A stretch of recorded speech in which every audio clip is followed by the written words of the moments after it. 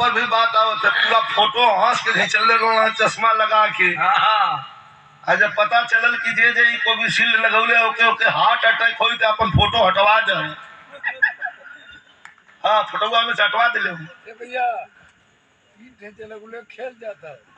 अच्छा जे 3 छगले खेल जाता। अच्छा 2 वाला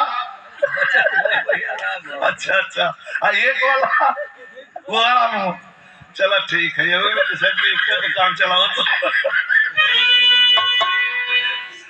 कुछ आदमी तो में पता न पावत हो क्या मन लगल कौन है।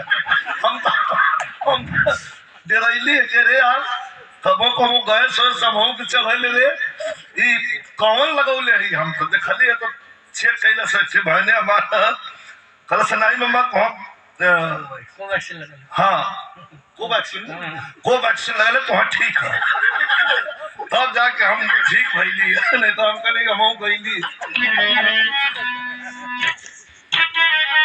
बड़े बड़े राजा महाराजा जुटल हो स्वयंवर के दिन